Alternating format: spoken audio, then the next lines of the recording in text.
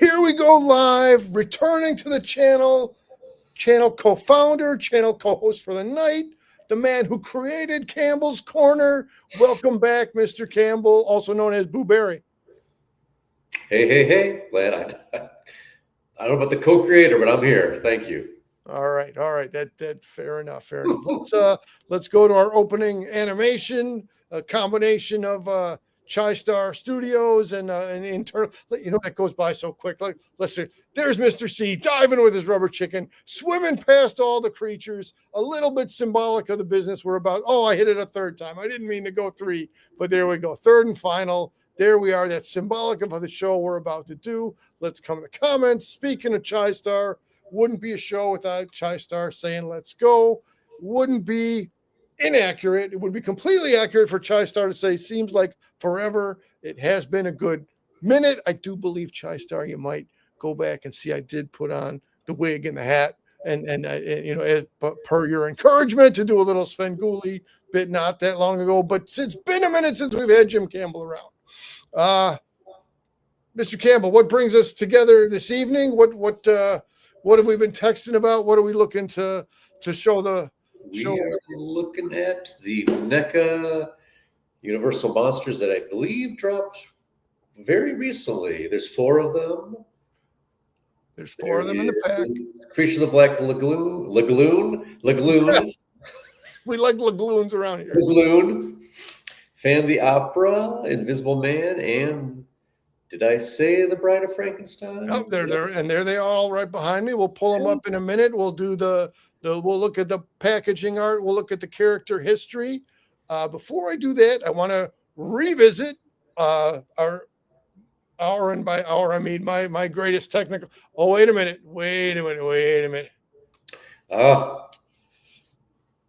Always a pleasure to have the Mandarin join us. Yo, Mandarin. Wow. It is go to. So Mandarin, I'm just about to pull up my greatest foolishness that, again, I had tried to adjust the link. So I sent Mr. Campbell, I sent Jim the original link, but then I had trouble with the thumbnail. So then I did a second link. But so let's revisit our great highlight of that time. Let's come over here. Let me be over here then. Oh, let's go right here and just play a little of our channel 2 years ago with the Amigo review. So I thought this would be a good, some good stuff for us to get into. 2 years. All right. So, guest of honor, Mr. Campbell. Who of these Toony? All right. The same topic last time, the same topic now. The Toony Terrors. Let us bring us back to current from the history. Let's see. So Mandarin, of course, is saying, "Big Jim Campbell, what's up, bro?" Okay. The Mandarin. All right, and we got a decent number of people along for the ride with us, and now I feel like we should get to the actual content. I'm surprised by how many viewers we have at this moment, but I'm pleased for that.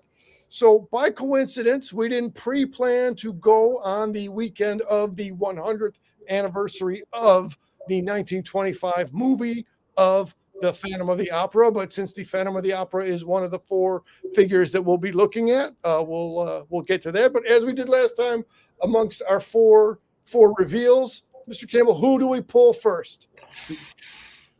I'd say the Invisible Man. All right, Invisible Man. Let me make him visible to all. All right, here. Let me zero in on this for a minute, so we can. Okay, and again, always trying to adjust for glare. So let's get to the castle art in the package.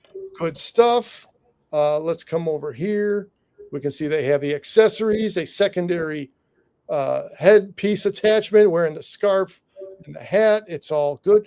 Now, look at this overcoat. Look at this trench coat. Again, he's got some potion in there as well. His boots are really good. I don't know if the boots are conveying well, but the colors on the trench coat, I'm really liking the trench coat. I was trying to compare this maybe to the other characters, and so I do like the Invisible Man, but I have a little bit more sentimental attachment to your Frankenstein, your Dracula, your Wolfman. What are your thoughts as you're seeing the Invisible Man, as you have seen him live out in the field? What are your thoughts as you're looking at him So right for now. me, I just put it together that he looked so he could definitely be. Was it Liam Neeson when he was Darkman? Absolutely. I just oh no, I love the trench coat. I like the belt. I like the little suitcase. Yeah, I'm a sucker for a trench coat. I don't know. I like how everything about the gray is great. The buttons. And I really like the lime green with the purple castle. Yes. Their packaging is. I love their little. Let me come back, and because it's so small in there, but it's Yeah, so significant. oh, it's Let me excellent. come to the back of the box for the box art on the back. Obviously, the Invisible Man came to us by chemical means. So there's his, again, the left and right orientation. There's his books. There's his was it the monocaine? I think it was the monocaine that he was concocting to turn him invisible. So you have that there. And again, let me give credit to the creative team as we always do. It says director Randy Falk. Design Jeff. Man, it's always so tough to read through the thing. Sculptor is Adrian Smith, and the whole NECA team is on point now and is on point always. And again, we've learned that it is Blaine R Things. You can look at BLAINER Things on Instagram. So he does the 2-dimensional art, which then Adrian Smith converts into 3D art. Let me get Mr. Campbell back in the screen with us now and make the Invisible Man less visible. Let's get some Chai Star commentary with Mandarin here. We're in Campbell's Corner. Absolutely, it is great to return to Campbell's Corner. Chai Star and Mandarin giving each other some shouts outs. Let's keep the live. Yes, let's keep it just that way. So, Mr. Campbell, 3 other entries to go. We got Bride, we got Creature. I do have a question now. Fire away. You always like my stumpers. Is this the first NECA Universal monster with a that comes with a separate head? Ooh. I think that's a new feature, right? Definitely the main line of NECA. You'll have between 2 or 3 peripheral Mandarin. Speaking of headgear and hats. It is the Great Kazoo. It is. Absolutely. Good call, Mandarin. So I'm not perfectly sure, but I don't think the previous Universal characters, right? I can say for sure Dracula, everybody who's up here behind us that we might draw in a little bit. All those characters definitely just have one singular attached head. So this might be a new, or at least a newer feature to the Toony Terrors. And is this also the second time? They had another Invisible Man, correct, with his lounge jacket? So I don't think that was through Toony Terrors, though. I think that was through the various different lines of NECA. And so, yes, absolutely. And that's one of the ones with multiple interchangeable heads. And those are, of course, considered top of the line. The price point ranges from $35 and then tax, you're getting near $40 unless they're on sale. But yeah, they're very well constructed. They have great articulation and they have great style and a great vibe to them, all of them. No, I like the way it's just very clean. It's very clean cut. Absolutely. All right, who's number 2? Who do you tell us, my friend? Where do we go? We got Phantom, we got Bride, we got Creature. Who do we go to next? I feel like we should do Phantom at the end because it's his anniversary. Well, it sounds fair. Creature of the Black Lagoon. Creature, he's over here. Let me get him right over here. All right, again, let's switch over to take us out of the way so we can highlight the character. Again, as you said, the purple and green. You got the sweet font and graphic on the logo. Let's get, again, fighting the glare. Let's get Creature's face right up in there. He looks like he's in the water, except that he's got bats behind him. They ruined the illusion that way. Those Mick Jagger Rolling Stone lips are out of control. This has to be the most Mick Jagger of all the Toony Terrors, of all the NECA characters. And again, the debate, does Creature sometimes show fangs or not show fangs? We're looking like no fangs on this edition of him. But again, talking color palette. So for accessory pieces, there's the singular claw that from the opening of the movie, that which the archaeologist team finds embedded in the wall, which then leads them to seek out the actual creature. But again, we got a good blending of some proper. We got at least 3 different kinds of green here. We got some other tones working. Back of the box for creature. At least there, he might have bats with him inside the box, but at least over here, he's got tree branch and some swamp and some lagoon to hang out in.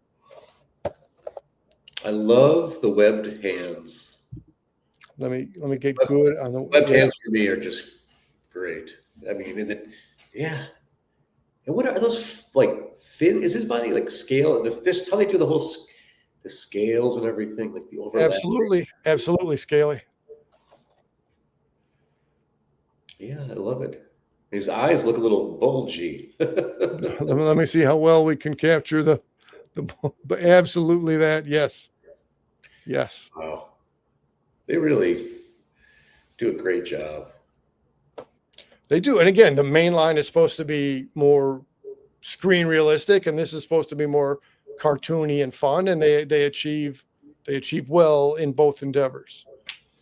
All right, well, I'd ask who to pick, but we already kind of gave it away. If we're going to save Phantom last because of his 100th anniversary.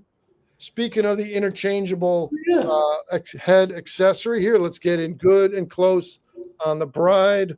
The one face kind of says none shall pass. The other face kind of says get me out of this. I'm not here to entertain or amuse Frankenstein proper himself. Her classic white stripes in her hair is definitely on highlight here and definitely showing her fresh off the lab table gown right there and her bandages. Not so much for an extra accessory down in the bottom of the box for her. Let's see in the back, the lab from which she came looks a little bit like the actual Kenneth Strickfaden materials from the movie. Looks a little bit like J-Spy 25 on the 3D printer materials. Yeah. Your observations on the bride herself, Mr. King? It's amazing that even though it's a cartoon, they really captured that I don't know. Just the famous picture of her with those crazy wow. Yeah, they really captured that great, like the likeness of her. Even though it's a character, it's cartoony. They really captured it. I mean, if you didn't know, if you didn't see the hair, I think you'd realize who it was. Can I try to obscure the hair? Not without obscuring the rest of her. Also, I don't have that. What do you know? What? Why? Okay, I know it's a sequel to Frankenstein, but why? Do you know why they chose that? Like, did he need was that a plot point in the first movie that he needed? Did he need a beauty to tame his crazy ways or something? I don't remember why. Well, yeah, as was in the original Mary Shelley, and then got wildly reinterpreted to the Universal movie as the creature, as he was known. Right, the whole debate: is he Frankenstein? Is he Frankenstein's monster? The entity which became animated on the operation table of Dr. Frankenstein began to communicate more and express loneliness, and he said he wanted to have a friend built for him or brought to life for him. So that's the origins of how the bride got some screen time. No, so I was thinking, of the Universal monsters, are there other female versions of, like, I don't think there's a female werewolf or a female. Is there Bride of Dracula? I think. So Bride of Dracula, not so much. The Daughter of Dracula, I guess, did not box office very well. It's been well regarded then in the horror fan community or in a cinematographer community of all the face value and all the subtext within the movie as being really avant-garde for its time, but it just didn't bring in the big dollars. As far as the She-Wolf of London, which featured a young June Lockhart, right? So who was on Lost in Space and Lassie, and so she just recently passed on. But that was more of a psychological situation. There wasn't an actual lycanthropy transformation, but they did some other female characters then that were transformed into a wolf-ish or a bestial with excessive, like an animal degree, an animal appropriate amount of body hair, but those just didn't make the big bucks the way the other pictures did. Interesting. It's weird too. I don't know why, but in the movie, can you tell her is she a redhead but it's a black and white movie? Oh, that is a good question. I never considered, like, here she's definitely, tint of red, let me see if there's another. So no, that you further research, as always. Jim Campbell sending us back to the research table to get more research absolutely, for sure. All right, should we go to our final entry of the night? And let me say also, typically our pattern has been to stay inbox on the first time around, and we'll come back a couple weeks or so, give or take, and do the unboxing side, and then compare and contrast these guys with their predecessors. As we said, here let me again go big on the Phantom. Wow. Right. So it was such a big deal. The face reveal, right, from the mask, the big deal reveal for his actual face in the movie. And again, in a cartoon-like way, they did a really good job of capturing his emotions and his facial expression. But go ahead. Those teeth are out of control. Little piranha teeth. Absolutely. I love his I don't know, like his little hexy fingers. Like he's doing a little spell, like a little doodle-doodle-doo. I don't know. I like that a lot. Yeah. Well, he was just coming off the piano there, so but yeah, he was converting piano playing fingers to hexy fingers. And again, what a well-dressed, a well-groomed individual. Yeah. Like him and Invisible Man could have a fashion competition with each other. But it's funny. I often do forget he is a musician. So of the opera. Yeah, he's. Wow, I love the folds of the cape or the over jacket. I don't know if it's a cape. Okay. Yep. Let me come back to it's trying to again hit every angle that we can on the inbox format. And again, once we take him out of the box, we'll give him a full 360 and get a. But even his pointy toes there, it's a man of class to have a dress shoe as such. And of course the catacombs under the opera house, the stairway leading down into the lower dwellings of the opera house there. So excellent. All right, let me just do a little, and then we'll do our rankings 1 through 4 of who is maybe top best in show or So let me again reference the Universal Monster Studios Legacy of Horror book. So if somebody who's looking for further reading on, where'd he go? Wrong side. Here he is. For somebody who's looking at further reading on the actual Phantom, I definitely give a strong recommendation for this one. And then also we'll do one more book reference here real quick. Michael Mallory is the author or editor behind both of these books. And this one is Essential Horror Movies. And let me, again, there's a, get him right in. Look at, wow, it's a silent movie, so they had to convey a lot of things through the look instead of the words. So credit to the Phantom for kicking around for 100 years on the underbelly of the opera house and in the cultural zeitgeist. All right, so no pressure just because it's anniversary. He doesn't need to be top ranked. But who do you give a who's the least of your favorites, and then who's in increasing scale? Who do you like next best, and so on? I would say my 4th in show would be Bride of Frankenstein. Ooh, all right, Bride. Yeah, for some reason. Yeah, I don't know. That dress looks a little. I don't know. She never did it for me. I guess that's why. Okay. Although she does remember that girl from the Rocky Horror Picture Show. Yeah, there's got to be some borrowing from there, no question. Sure. I'd say my 3rd in show. It's a tough one. I would say Creature of the Black Lagoon. Creature goes 3. All right, now the showdown. Let me. Okay. I'd say my 2nd to last would be Invisible Man, even though I really like that he's pretty much, if you were a big Darkman fan, that is absolutely the look.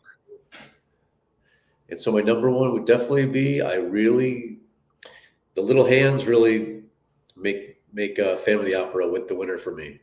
The little piano playing hand. Right, just the personality conveyed by. Yeah. And he's just there's something really silly about him, even though he's scary. And there's the eyes. I love how he's kind of slanted. He's like looking to the left. Yeah. So and it's kismet that it's the anniversary. So yeah. And he's a musician.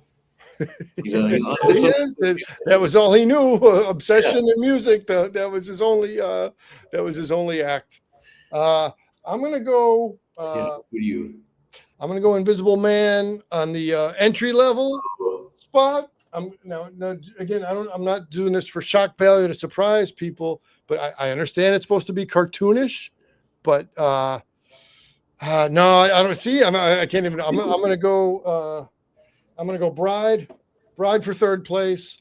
I'll go Creature 2, and you sold me on Phantom, and it is his anniversary, so I'll go Phantom 1. I'm not for sure you'd say Creature because I know you've got a soft spot for Creature. That's your main guy, right? I do, and let me tell you. And again, by its design, it's supposed to be the cartoony style of it.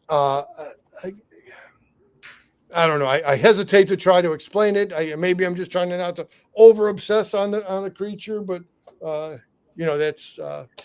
that's where we are.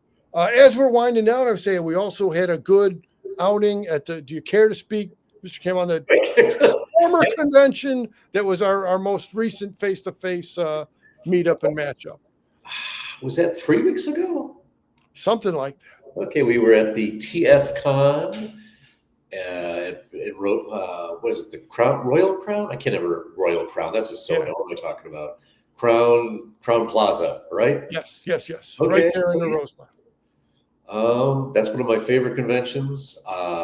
Everything Transformer, and a lot of voice actors show up, a lot of art, vendors galore, and they always finish out the weekend with a showing of is it 1985 the movie came out? I can't remember, but yeah, that's right. That is the last time I saw Mr. C. It was a good time. I thought it was cool to see some of the comic creators, not Ralph Macchio, the Karate Kid actor, but Ralph Macchio attached to Marvel Comics, who was working on the Transformers comics. So to see some different faces in Artist Alley that I'm used to seeing in the other conventions in Artist Alley, pretty cool. Hang on, Mandarin's got some comments here that I was now that are going to take it out of the box. So we're going to stay MIB for now, Mandarin, and that's maybe supposed to be the invitation to come back again around next time. We will unbox them in the future and then do the whole cast of the previous editions. We got your Vincent Price, we got your Elvira, we got your Vampira, and of course the big four: Frankenstein, Dracula, Wolfman, Mummy. They're all right there. So we'll get the whole gang together coming up soon. And then I did catch all the rest of Mandarins. Why is it we've known Mandarin? The longer we get to know him, there's more questions. I feel we know him even less about him.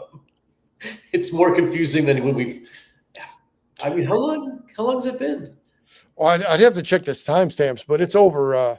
It's a couple of years now. We've been hanging out with Mandarin vicariously, or rather, internetly, and is anyone solving the mystery, or are we even further from finding out now? I think that's part of the nature of the Mandarin, is that we're not even supposed to be able to answer that question. We can only approach the question. Yeah. And again, to recall, Mandarin did find the group of us at C2E2 in the calendar year 2025 for this year past C2E2, and Mandarin slyly identified us without identifying himself. So he remains the most Mandarin as Chai Star is dropping in. Mandarin is the man of mystery. Did he drop a card in your pocket just so you got home? You're like, I could have got you, but I let you go. Well, he dropped the card in the comments section because then he described exactly where Chai Star was sitting during the Svengoolie panel and all of that stuff. That's so... that. I mean, I don't know if I'd have the restraint. I got to say, Mandarin was both excellent at his craft and then also having a lot of lot of layers to the airs of mystery around the Mandarin. Truly, truly amazing. All right. Well, we'll be back again sometime soon with some year-end 2025 highlights and some unboxing and all this stuff. Always a pleasure to have Mr. Campbell around. Before we close, I just as a if I open with pointing out my foible of my technical error there. Now let me come back and share screen. I did want to point out that on a previous outing with Mr. Campbell, we did get it right, and so there we are, equal size on the screen at that time, breaking down the Mego characters. So if you're looking for our back playlist there, we're good on Migos, we're good on Toony Terrors, we're good on conventions. We try to now I'm putting myself in a tab place. I cancel this. Okay. Mandarin says, thank you so much for liking the video, Mandarin. You like the video, we like you. It's good to reconnect with you. I'm going to close this out for the night. Much appreciate any closing words from Mr. Campbell before we close it out. I would like to, could we ever set up a 20 questions with the Mandarin? Mandarin, is that possible? Can we get, I know we did this last time too. The Mandarin said, okay, fire away. Mandarin, are you willing to entertain any questions at this time or in a future outing, Mandarin? Give him a minute to type. It's like the call is coming from inside the house. All right, Mandarin says for sure. Oh, okay. A perfect match of the question creator and the man of mystery. All right, fine. Later. Okay, later it will be. On that note, we will take the Mandarin's lead and close out for tonight. We will be back in the near future with some highlights 2025 and maybe the mystery of the Mandarin. All right, I'm going to hit end stream. Thanks, everybody. Thanks, Chai-Star. Thanks, Mandarin. Thanks, Mr. Campbell. We are out, and there we go.